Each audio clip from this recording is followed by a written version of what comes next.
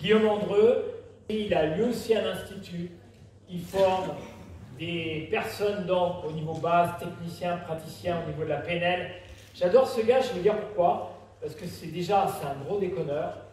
Ça j'adore. C'est-à-dire qu'il met beaucoup d'humour. Des fois il fait rire, des fois il fait pas rire.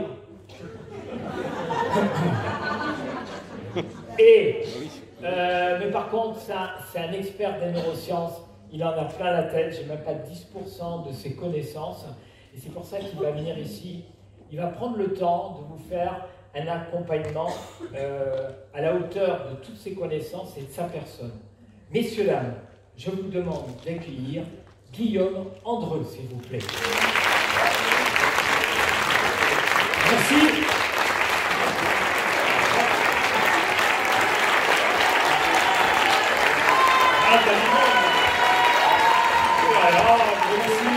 Merci.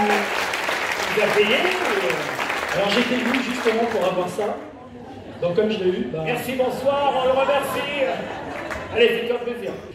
Je suis très heureux d'être là avec vous. Merci Dénéry pour ton invitation. Je voulais simplement vous dire que j'ai démarré ma vie avec quelques petits soucis, quelques petits complexes, quelques difficultés d'ordre personnel. Et j'ai bien failli gâcher ma vie.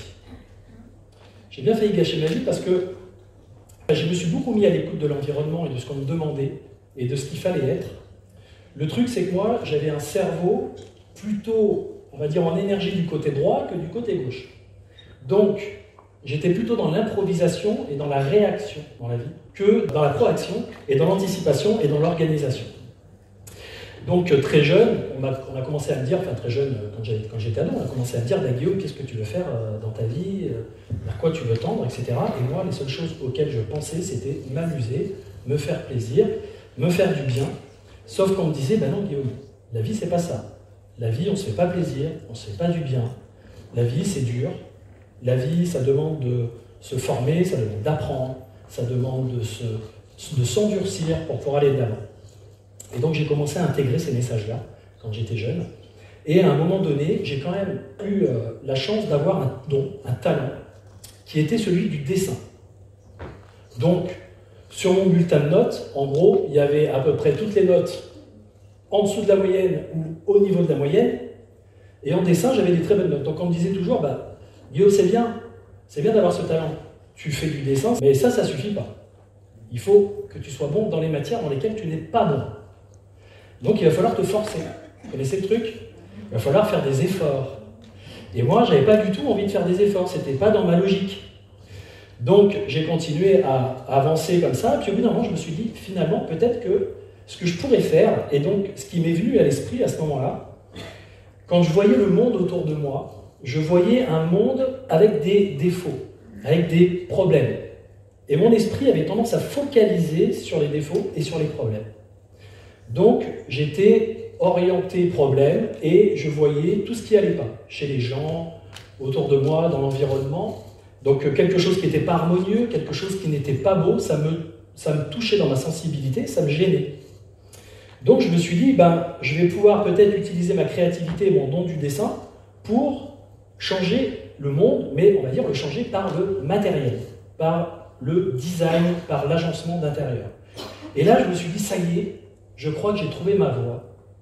Je vais devenir quelqu'un qui va utiliser son don du dessin pour pouvoir faire un métier créatif. Et en fait, ce qui s'est passé, c'est que j'ai rien foutu. Et que j'ai fait l'école buissonnière beaucoup de temps. Alors comme j'étais doué en dessin, j'arrivais à récupérer vous savez, les fameux carnets de notes qu'il fallait faire signer tous les mois. Et je les signais moi-même en imitant la signature de mes parents. Et du coup, je me faisais péter à peu près 2 à 3 mois d'école par an.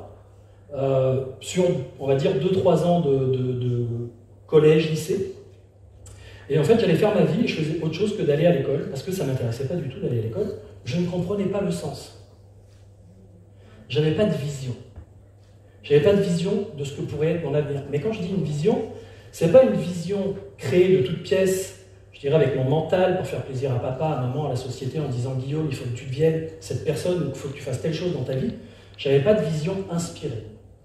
Et pour un gars comme moi, un gars qui a plutôt un esprit de liberté, qui a plutôt envie d'avancer dans la vie j'ai envie de dire, en improvisation, eh ben, j'arrivais pas à construire cette vision méthodique, organisée, avec l'impression qu'il faut faire comme ça, il faut faire des études, il faut arriver, etc. Donc, quand j'ai découvert ce talent et cette envie d'aller vers cette activité, ben, j'avais quand même ça en tête, mais je ne faisais pas grand-chose. Alors, je voulais faire des études d'art appliqué, que je n'ai pas pu faire dans un premier temps, parce que je n'avais pas le niveau scolaire. C'est-à-dire que j'avais la vision, j'avais l'intention, mais je n'avais pas la motivation suffisante et la volonté suffisante pour faire ce qu'il faut pour que ça se réalise. Donc, pour mettre en place des comportements adaptés. Je n'étais pas dans une discipline constructive pour arriver à mon projet final. J'étais plutôt dans le fait de chercher des petites récompenses. Vous connaissez ce truc-là, quand on veut se faire des petits plaisirs au quotidien. Quand on a un projet, je voudrais perdre 5 kilos, et que tous les jours, on se fait un petit carreau de chocolat, 2, 3, et qu'au bout de 6 mois, on en a pris 5 de plus, en fait, en réalité. Pourquoi? Parce qu'on s'est mis la pression pour obtenir un résultat sur quelque chose, pour satisfaire des ambitions et des aspirations qui sont souvent des ambitions liées à l'ego, liées aux blessures émotionnelles, qui sont liées au mental et à ce qu'on nous inculque dans la société. Il faut être mince, il faut être bien, il faut être beau, il faut être performant, il faut réussir. Et qu'est-ce qu'il y a à l'intérieur de nous? Il y a un système subconscient. Moi, mon système subconscient, je l'adore. J'ai réussi à venir ici aujourd'hui et à faire tout ce que je fais parce que j'ai fait confiance à mon subconscient, j'ai fait confiance à mon inconscient, comme dirait Milton Erickson. J'ai laissé les choses vraiment importantes pour moi émerger de l'intérieur de moi, peu importe ce qu'en pensait l'environnement à l'extérieur. Alors, je ne vous dis pas, bien sûr, je me suis retrouvé avec des gens qui se sont confrontés à moi, je me suis retrouvé avec des gens qui m'ont critiqué, qui m'ont jugé, mais c'était pas grave parce qu'au fond de moi, j'avais cette espèce de rebelle intérieur qui disait non, il y a un truc. Un rebelle, vous savez que c'est quelqu'un qui, à la base, est un créatif frustré. C'est un créatif qui aimerait créer quelque chose, mais qui a l'impression qu'il est dans un monde où il ne peut pas le faire, ou dans un environnement où il ne peut pas le faire. Alors qu'est-ce qu'il fait? Il se rebelle, il veut détruire cette chose qui est devant lui, au lieu de s'orienter vers qu'est-ce que je veux vraiment construire, qu'est-ce que je veux vraiment faire, et est-ce que j'ai la puissance intérieure, est-ce que j'ai le pouvoir intérieur de le faire? Moi, je ne le savais pas, intellectuellement, parce que j'avais zéro notion de développement personnel, mais je le sentais au fond de moi. Je sentais qu'il y avait un truc qui me... Je ne sais pas si vous sentez ça de temps en temps. Il y a un truc qui vous pousse vers un endroit. J'ai fait des études de design, j'ai fait des études d'art appliqué. Au final, j'ai réussi à rentrer quand même dans ce domaine-là, parce que ma mère m'a mis dans une pension pendant 4 ans, qu'avec des garçons. Donc, 43 heures de cours par semaine, donc je ne vous dis pas, j'étais obligé de bosser. En fait, je ne pouvais plus faire les petits plaisirs, les petites compensations, les petits trucs. Donc j'étais obligé de bosser, donc j'ai réussi à faire comme ces études-là. Et à la fin de ces études, qu'est-ce qui s'est passé?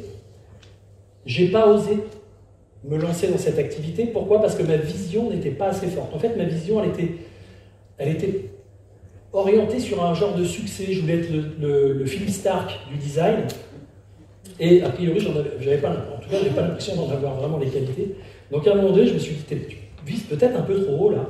Les personnes qui t'inspirent à l'extérieur de toi, dont Philippe Stark, ont peut-être des prédispositions, des talents, des choses, quelque chose que toi tu n'as pas.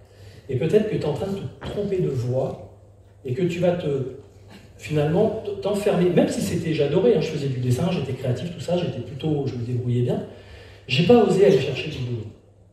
Je me suis dit, le domaine va être fermé, je vais pas trouver la bonne place, je vais pas pouvoir briller comme j'ai envie de briller dans ce domaine. Je me suis fait tout un scénario négatif, comme avaient tendance à faire mes parents, parce que dans ma famille, il y a un petit peu ce truc d'anxieux et d'inquiet, qui est toujours en train d'anticiper ce qui pourrait mal se passer. Et c'était ça le système que j'avais. Anticipation négative en permanence. Ouais, si je fais ça, ça va pas marcher. Si je fais ça, etc. Et alors, un truc qui m'a sauvé, c'est qu'un soir de cuite, j'ai posé une question à mes amis qui étaient là, et je leur ai dit, bon, je vais peut-être vous poser une question qui vous paraît un peu bizarre. J'avais à peu près 25 ans, j'avais commencé une activité dans le domaine de la vente, et je leur ai dit, je vais vous poser une question. Si jamais vous n'avez aucune limite, hein, c'est une question qu'on pose aujourd'hui dans le développement personnel, si vous n'avez aucune limite d'argent, de temps, pour acquérir des compétences, pour vous former, pour faire ce que vous voulez, qu'est-ce que vous aimeriez faire? Alors ils m'ont tous proposé des choses. Le seul que je me souviens, c'est un ami stripteaseur qui était là, et qui m'a dit, moi j'aimerais faire des spectacles à Broadway. Oui, je ne vous parle pas de ma vie d'avant, parce que c'était quand même assez particulier.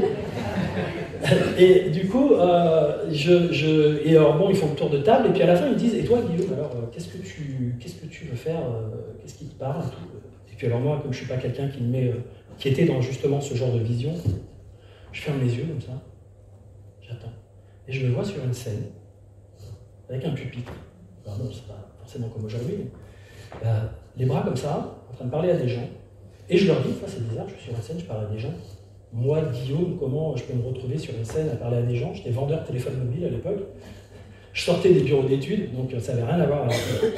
Et je leur fais du bien. Mais apparemment, je leur fais pas du bien avec du chant, je fais pas de la danse, enfin, je sais pas trop ce que je fais en fait, mais je suis sur scène. À l'époque, c'était dans les années 2000 et quelques, Internet, le développement personnel, des trucs à l'américain, tout ça, moi je connaissais pas du tout. Donc j'étais pas, même, je commençais à peine à m'intéresser au domaine, parce qu'il y a un gars qui m'a dit, il faut absolument que tu lises un bouquin, le fameux stripteaseur. Comme quoi? Il m'a dit, il faut que tu lises un bouquin, il m'a amené La prophétie des anges. Je sais pas si vous avez déjà entendu parler de ce bouquin.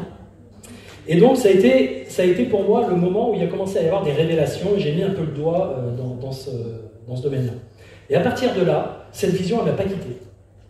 Je continuais de faire mon job de vendeur, je continuais de me prendre des cuites le week-end, puisque c'était finalement ma façon à moi de me détendre, d'arriver à aller sortir ce timide, ce complexé qui était à l'intérieur de moi, parce que là, peut-être que ça ne me paraît pas comme ça.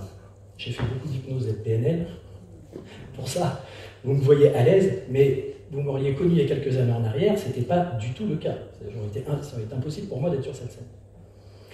Et donc, j'ai eu cette révélation-là par cette vision, puis après j'ai eu d'autres moments, j'ai eu d'autres visions qui me sont apparues comme ça, de l'intérieur. Et le truc, c'est que j'ai été assez fou pour y croire. J'ai été assez fou pour me dire, ce truc-là, alors que franchement, vu les complexes que j'avais, et on va dire le peu d'estime que j'avais pour moi, j'étais surtout dans l'autodénigrement. Je ne sais pas si vous connaissez ça aussi, ça vous parle, l'autodénigrement. Je suis ouais, je ne vais pas y arriver. Donc, pour éviter d'être tout le temps dans quelque chose de dramatique, limite dépressif, parce que c'est un peu ce que j'aurais pu devenir, un dépressif au final, je déconnais. C'était mon mode de retrouver de l'énergie, voilà, plaisanter, déconner. Voilà. C'était mon personnage, mon masque, comme disait Ludivine tout à l'heure, c'était le masque du déconneur, et de celui qui va mettre de l'énergie. Mais en réalité, derrière ce masque-là, il y avait quelqu'un qui était vraiment anxieux, qui se posait des tas de questions existentielles, vous connaissez aussi le potentiel, tout ça, vous avez entendu parler. Donc je me posais des tas de questions très très complexes sur la vie, et j'étais pas bien. Mais ces visions-là, elles ont activé en moi quelque chose de profond, une espèce de force, une espèce d'énergie. Et un jour, mon père m'a dit, Guillaume, il faut que tu arrêtes de rêver avec ces conneries-là. J'avais commencé par faire du massage, des choses comme ça. Il m'a dit, apparemment, tu ne fais pas d'argent, tu n'arrives pas à faire fonctionner ton entreprise, enfin ton activité. Il faut savoir quand même que je suis un bricopreneur. Personne n'en a parlé encore jusqu'à présent. Mais il y a les entrepreneurs, il y a les entrepreneurs à succès, et tout ça. Moi, je suis un bricopreneur. Ça veut dire qu'en gros, c'est l'entrepreneur du dimanche qui, en fait, a un talent. Voilà. Il fait du coaching, il fait de la formation. Mais pour diriger une entreprise organisée, planifiée, etc., il n'y a plus personne. Donc je procrastine au parc, très souvent. Et c'est pour ça que si vous allez sur YouTube, vous avez beaucoup de vidéos, je suis au parc, je suis en train de procrastiner. Donc du coup, le truc c'est que j'ai... Ah, tiens, j'ai perdu ce que je voulais dire. Ah, c'est pour la photo peut-être? Et donc du coup... Non mais quand on se plante, il faut improviser quelque chose, d'accord? C'est ça. Quand vous vous plantez dans votre vie, vous improvisez des choses. Automatiquement, ce qui était prévu ne se fait pas. Donc vous êtes obligé d'improviser.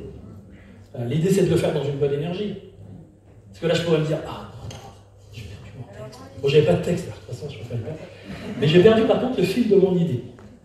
Donc le fil de mon idée, c'est que finalement j'ai découvert toutes ces techniques de PNL, d'hypnose, de coaching. J'accompagne aujourd'hui les gens sur ces axes-là, c'est-à-dire moi mon truc c'est vraiment d'aider la personne à travailler sur un aspect thérapeutique. Au fond de nous, il y a quelque chose qui aurait dû émerger dans notre potentiel intérieur, et il y a on va dire des phénomènes, des contextes, des choses qui se sont passées et qui nous ont parfois fait dévoyer de notre voie. C'est-à-dire que cette version de nous-mêmes, ce qu'on aurait pu éventuellement devenir plus tôt, parce que c'est pas terminé, hein, il y a encore des chances, enfin, pour certains, ce qu'on aurait pu devenir plus tôt, ça n'arrive pas.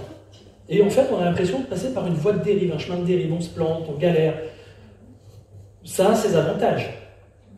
Il y a plein d'apprentissages à faire là-dedans. On est bien d'accord. L'idée, c'est que des fois, on sent au bout d'un moment qu'il y a un truc à l'intérieur de nous, qu'on pourrait appeler notre être intérieur, notre âme, ou quelque chose comme ça. Pas notre ego. Notre ego, il nous dit « ouais, tu vas pas y arriver »,« ouais, t'es le meilleur », enfin, ou des choses comme ça. Enfin, il a tendance à nous parler de nous pour essayer de ou nous valoriser ou nous dévaloriser, mais il y a quelque chose plutôt de l'ordre de l'âme, de l'être intérieur, qui à un moment donné est dans l'inspiration de quelque chose, aspire à quelque chose. Et si on n'est pas en train de rentrer en action pour on va dire, satisfaire cette aspiration, on sent de la tension. C'est un potentiel inexploité qui est à l'intérieur de nous, et quand un potentiel est inexploité, ça crée une tension. Donc on est sous tension, on n'est pas bien, ça va pas, je ne suis pas en train de vivre la vie que je veux, et on galère avec nos souffrances, avec nos limitations, etc. Donc moi, mon truc, c'est que je vais trouver cet axe-là, je remets les gens un peu dans l'axe, en fait. Et je vais désactiver les choses qui les empêchent, en fait, à partir d'aujourd'hui, de pouvoir avoir une vision qui va leur permettre ensuite, vraiment, d'aller dans un axe qui soit le bon axe par rapport à ce qu'ils veulent, ou ce qu'ils sont censés, ou ce qu'ils étaient peut-être prédestinés à créer. D'accord ? Et ensuite, derrière, on va faire tout un travail de coaching et on va utiliser toujours j'utilise toujours les mêmes outils, les techniques, l'hypnose. Moi, mon but, c'est pas que de faire passer des messages. Moi, j'ai pas envie de faire passer des messages. Il y en a plein qui passent des messages, passent dans notre tête. C'est génial, on sait plein de trucs, comme me disaient certaines personnes tout à l'heure. Moi, ce qui m'intéresse, c'est la transformation. La transformation, la trans. Donc, je vais vous proposer petit à petit de rentrer en transe. Bon, enfin, pas tout de suite. Enfin, faites comme vous voulez. Si vous voulez. Non, sentez-vous libre en fait. S'il y a des gens qui veulent déjà se détendre, rentrer en transe, vous pouvez le faire. S'il y en a d'autres qui se disent ouais non, je suis trop excité, ça va pas, j'ai trop envie de le regarder sur scène, ce que je comprends aussi. Vous pouvez, à un moment donné, ce que vous pouvez faire, c'est vous pouvez juste. Alors, pour ceux qui sont vraiment tendus, parce qu'elle est tendue, elle est tendue.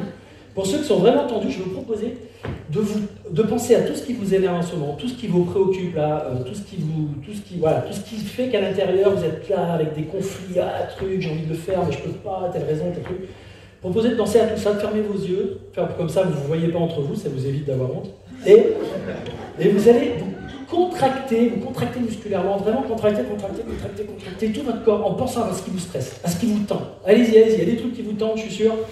Votre voisine, pardon. Allez-y, c'est parti. Allez, on y va.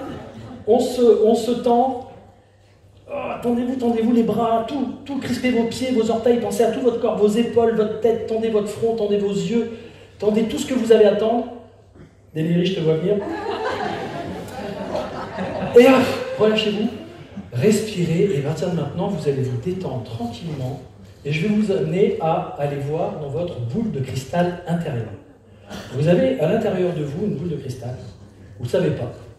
Des fois, il y a des gens qui me disent un truc qui me fait mal ici, c'est ça. C'est la boule de cristal qui est là. Donc du coup, vous allez pouvoir regarder à l'intérieur de vous. Mais pour ça, l'idée, c'est pas de faire une vision qui soit une vision en version masculine. On n'est pas une vision yang. C'est-à-dire, en gros, je pars d'aujourd'hui et je vais... Enfin si, on va partir d'aujourd'hui en fait, mais... je détermine des objectifs précis en me disant tiens, il faut que ça corresponde à des critères précis. On ne va pas rentrer dans ce truc, on s'en fout. Là, ce que je vais vous faire faire, c'est vous laisser aller pour avoir une vision plutôt du type féminin, donc plutôt vous mettre en réceptivité de ce que votre inconscient, de ce que votre être intérieur a à vous donner. Mais pour ça, je ne vais pas vous laisser faire tout seul, parce que la plupart du temps, vous ne savez pas faire, désolé de vous le dire. Non, je plaisante, il y en a qui savent le faire quand même. Mais l'idée, c'est qu'on a tellement le mental qui a l'habitude de fonctionner dans un certain ordre, d'une certaine façon, qu'on se projette avec nos limites. On se projette dans le futur en faisant référence à nos expériences passées, et ces expériences de référence font qu'on a tout un tas de choses qui viennent nous polluer l'esprit, nous intoxiquer par rapport à ce qu'on voudrait avoir comme résultat. Donc là, la boule de cristal, c'est votre Madame Irma intérieure. On va la détendre, on va lui filer, ou du LSD, ou de la MDMA. C'est pas bien. Non, vous allez simplement lui filer des bonnes hormones, de l'ocytocine, de la dopamine et tout ça, et vous allez la détendre pour qu'elle puisse vraiment, de façon très joyeuse et très agréable, vous apporter des belles choses, des belles visions. La vision, en gros, c'est ce à quoi vous aspirez dans votre vie, ce que vous voulez pour le monde. Quand vous regardez le monde comme ça, qu'est-ce que vous voulez pour le monde? La vision. L'ambition, c'est ce que vous désirez y créer. Qu'est-ce que vous aimeriez faire pour que cette vision du monde puisse, en tout cas, devenir plus réelle? Donc, qu'est-ce que vous avez à réaliser? La mission, c'est comment contribuez-vous à réaliser cela. C'est-à-dire pourquoi vous vous missionnez. D'accord? Et le rôle que vous allez jouer, c'est qui vous devez devenir pour accomplir cela. Donc là, c'est l'identité professionnelle peut-être, que vous allez revêtir. Donc identité, à quoi je m'identifie? Quelles sont les compétences? Quelles sont les choses que j'ai envie de faire? Quelles sont les valeurs que j'ai à l'intérieur de moi? Et on va beaucoup travailler là-dessus. Mais je vais le faire sans que vous ayez besoin d'y réfléchir, puisque vous allez vous détendre. D'ailleurs, c'est déjà fait. Il y en a même déjà qui commencent déjà à rentrer sous hypnose. Tranquillement, ils ont l'habitude. Je ne sais pas comment vous faites pour entrer en transe habituellement, pour vous reconnecter à la dimension la plus élevée de vous-même. Je ne sais pas trop comment vous faites. J'imagine que vous avez chacun votre technique pour aller à un moment donné détendre votre corps, vous relaxer de plus en plus profondément, laisser le corps se détendre totalement, et à un moment donné sentir simplement que votre esprit, votre conscience sort un petit peu de la connexion avec l'environnement extérieur et commence à rentrer dans une connexion intérieure. À un moment donné, j'ai eu cette vision de me dire, pendant que vous êtes en train de vous détendre, on va se détendre sur la plage, si vous voulez bien, j'étais en formation et j'arrêtais pas de dire, oh là là, j'aurais un projet, voilà, je parlais toujours d'un projet, je l'avais jamais fait. Et les gens me disent, les personnes que j'avais en formation, de PNL, je leur parlais d'objectifs en fait. Alors, imaginez que vous avez l'objectif de partir en Thaïlande. Et là, au bout d'un moment, les gens disent, bon Guillaume, ça va avec ta Thaïlande, t'arrêtes pas de nous en parler, t'y vas, t'y as été déjà? Ben non. Pourquoi? Parce que ça me paraît cher, parce qu'il faut partir longtemps pour que ce soit bien, parce que ça va, et donc il va falloir que je pose du temps, j'ai ma fille, etc. etc. Enfin, j'avais plein de croyances limitantes. Et puis, de fil en aiguille, j'ai laissé cette vision, cette inspiration se mettre en place. Et à un moment donné, je suis parti en Thaïlande une première fois, je suis parti en Thaïlande une deuxième fois, et ça c'est la troisième fois. Et l'idée c'est que mon ambition c'était d'accompagner des entrepreneurs, de les amener en Thaïlande pour leur permettre de vivre une transformation intérieure plus profonde que ce qu'on peut vivre quand on est dans notre contexte habituel. Pourquoi? Notre contexte habituel agit sur notre épigénétique, donc notre environnement va stimuler des façons d'être et des façons de faire habituelles qui nous, des fois, mettent un peu dans le mauvais drap ou dans de mauvaises dynamiques intérieures. Donc là, l'idée, c'était d'amener les gens dans un endroit où ils puissent se mettre dans une véritable dynamique intérieure de détente. Vous pouvez fermer éventuellement vos yeux, imaginez que vous êtes ici avec ces gens que j'ai accompagnés sur la plage, tranquillement, détendus. Ces entrepreneurs sont allés là-bas pour changer, justement pour se recréer une nouvelle vision. En fait, leur but, c'était de dire aujourd'hui, j'ai une activité qui est ou en train de se lancer, ou déjà lancée, mais je sens que ce que je fais n'est pas en adéquation avec mon système de valeurs. Je sens que j'ai l'impression de ne pas être aligné entre ce que je fais dans ma vie professionnelle, ma dynamique personnelle et ma dynamique spirituelle. On a tous une dimension spirituelle. Pour moi, cette dimension spirituelle, c'est une dimension de sens, c'est une dimension de rapport au monde, en dehors de nous, personnellement. Quelle relation on a au monde, quel sens on donne au monde, qu'est-ce qu'on croit. Et on a tous en nous des types de croyances qui peuvent être différentes, mais qui nous élèvent, qui nous amènent à quelque chose de supérieur en nous. Et c'est vers ça que là j'ai envie de vous amener, c'est pour ça qu'il faut vraiment vous détendre, parce que comme je vais vous tirer comme ça sur le chakra coronal, il faut que la colonne vertébrale puisse totalement se démonter. Non, je plaisante, je rigole. Donc non, détendez-vous, ça va bien se passer. Donc, je vais vous proposer de simplement vous mettre dans un état de relaxation qui va vous permettre progressivement de rentrer dans un état de réceptivité. Alors autour de vous, évidemment, dans votre environnement aujourd'hui, il y a des choses que vous pouvez voir, que vous pouvez observer dans votre vie. Certaines choses vous conviennent, certaines choses ne vous conviennent pas. On va se focaliser sur celles qui ne vous conviennent pas parce que le cerveau a tendance souvent à se préoccuper et à se connecter à ce qui nous manque, à ce qui ne va pas. Alors regardez aujourd'hui dans votre vie, dans votre environnement professionnel, personnel, ce qui a tendance à vous insatisfaire, ce qui a tendance à vous déplaire. Ce qui fait que d'une certaine façon, ça génère un manque, ça génère peut-être une tristesse, ça génère quelque chose qui ne vous convient pas.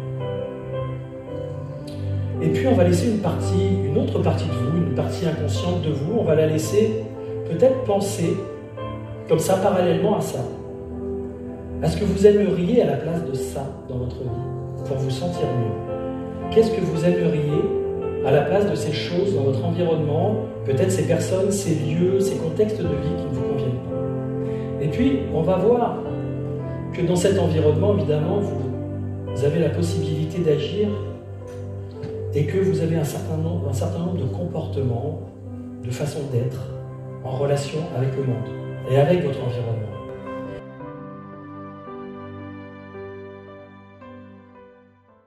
Quelle attitude, qu'est-ce que vous changez dans votre comportement quotidien, dans vos habitudes? Quelle nouvelle attitude vous mettez en place avec les gens à l'extérieur de vous, avec les gens proches de vous, pour que votre vie, ça y est, elle soit réalignée, elle soit recentrée, elle soit vraiment dans l'axe de ce qui vous fait vibrer dans le bon sens. Et vous allez voir que votre environnement va changer, vous allez voir que votre vie va se transformer d'elle-même. Faites confiance à ce que vous venez de voir, faites confiance à ce qui est au fond de vous, faites confiance à ce que votre inconscient va vous montrer parce qu'il sait ce que vous ne savez pas que vous savez. Donc faites confiance à cette information que vous détenez depuis toujours au fond de vous. Même le gland peut devenir un chêne. Surtout le gland d'ailleurs. À l'intérieur d'un gland, il y a l'information d'un chêne. Il va devenir un bel arbre, il va pousser. Il ne le sait pas encore. Quand il est un petit arbuste, il ne le sait pas encore. Quand il est juste un arbrisseau, il ne le sait pas encore qu'il va devenir ce fabuleux chêne. C'est ce que vous allez devenir. C'est pas pour rien que vous êtes là et que vous êtes en train de faire ces démarches. C'est juste une question de temps. C'est juste une question de travail sur soi pour petit à petit s'accepter, s'aimer, s'ouvrir, se donner des autorisations. Enlever les masques, enlever les faux semblants, on s'en fout de tout ça en 2019. Maintenant, il faut balancer un coup de pied dans tous ces trucs d'ego, de mental et de comment il faut être et comment il faut paraître. Revenez à votre authenticité, revenez à ce qui vous fait vibrer, à votre sincérité profonde, c'est ce que vous recherchez. C'est ce que tout le monde cherche dans ces relations, vous recherchez ça aussi. Soyez sincère avec vous-même, arrêtez de vous mentir. Arrêtez de vous masquer vous-même. Et devenez qui vous êtes censé devenir, que vous savez depuis le départ, depuis toujours, que vous êtes censé devenir cette personne. Je vous remercie beaucoup. Vous pouvez revenir ici tranquillement et levez-vous, allez voir quelqu'un avec qui vous n'avez pas encore parlé et dites-lui qu'est-ce qui vous a fait vibrer, les 2 ou 3 choses qui vous ont fait le plus vibrer dans cette vision. Vous lui parlez, c'est déjà fait, je suis cette personne. Je suis comme ça, je vis ça, etc. C'est parti, trouvez une personne. Et pour ceux qui ne sont pas en train de parler, je vais vous proposer de penser à une première action que vous pourrez faire dans les 3 jours qui viennent. Peut-être qu'il y aura d'autres personnes qui vous proposeront ça derrière. Une première action que vous allez pouvoir poser, un acte symbolique qui va vous permettre d'enclencher la destination vers cette vision, vers ce qui vous est apparu. Qui a eu une vision, qui a eu quelque chose, qui a vu quelque chose? Allez-y, levez la main. Qui a eu des ressentis positifs, favorables, qui vous donnent là une espèce de sensation de waouh, ouais, ça serait vraiment super. Ok. Qui n'a rien vécu, rien senti? Ok. Bon, il faut que je vous vois en consultation individuelle. Ah, il y a des gens qui ont la machine, il y a des gens qui n'ont pas.